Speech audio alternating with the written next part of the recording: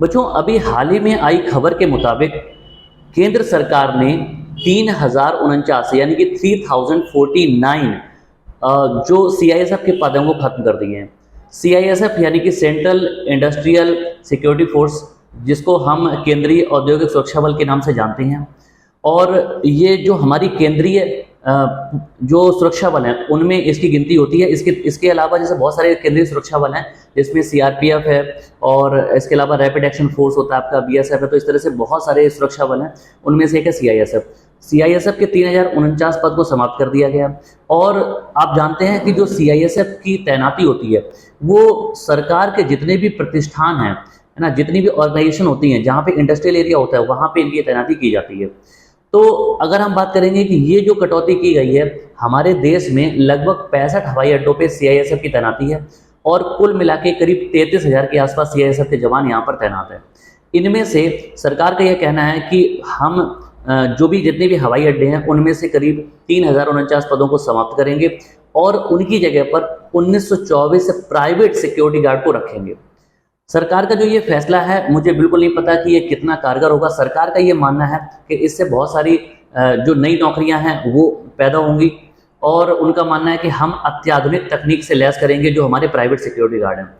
अब मुझे ये समझ में नहीं आ रहा है कि अभी नहीं जाने कितने सालों से, यानी कि बहुत सालों से, जब से भारत में अगर हम वायु परिवहन की बात करेंगे शुरुआत हुई होगी, या जब से आप कह सकते हैं कि सीआईएसएफ की स्थापना हुई होगी, तब से लगातार वो सुरक्षा हमें मुहैया कराती आई है। और हमारे जो जवान हैं हमें उनकी क्षमता पे पूरा भरोसा है और अगर सरकार चाहे तो अत्याधुनिक हथियारों से उनको भी लैस किया जा सकता है। लेकिन ये बात मुझे बिल्कुल समझ में नहीं आ रही है कि सरकार पद को खत्म क्यों करना चाहती है। यानी कि क्या सरकार की मंशा ऐसी है कि सरकारी नौकरियों को धीरे धीरे करके खत्म किया जाएगा। हमने आए दिन हम ऐसी खबरें सुनते रहते हैं कि अलग अलग डिपार्टमेंट, अलग अलग विभागों में सरकार बहुत सारी सरकारी नौकरियां जो खत्म करने की, अभी रेलवे में भी कुछ दिन पहले से सुनने में आया था। तो ये एक चिंताजनक बात है। सरकार का ये मानना है कि हम कुछ अच्छा सोच रहे हैं जिसकी वजह से ऐसा किया जा रहा है, लेकिन वो अच्छाई क्या है वो मुझे कहीं दिखाई नहीं पड़ती है। अगर आप लोगों को कुछ ऐसा समझ में आता है तो आप कमेंट करके बिल्कुल बता सकते हैं कि सरकार की जो सोच है वो सही है या नहीं है सरकारी नौकरी के प्रति। बच्चों, सरकारी नौकरी अगर खत्म होगी तो इससे एक समस्या और आएगी।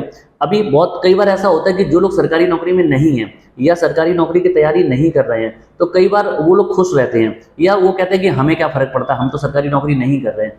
लेकिन बच्चों, एक चीज आप ध्यान रखिएगा कि अगर सरकारी नौकरी खत्म होती है तो इससे सबको बहुत ज्यादा फर्क पड़ने वाला है। कारण ये है कि जो बच्चे बहुत ज्यादा मेहनत से कई सालों से लगे हुए हैं उनका पूरा करियर खराब हो जाएगा।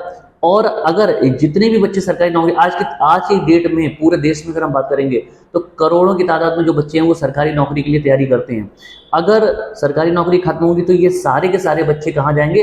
प्राइवेट जॉब में जाएंगे या फिर बिजनेस में जाएंगे।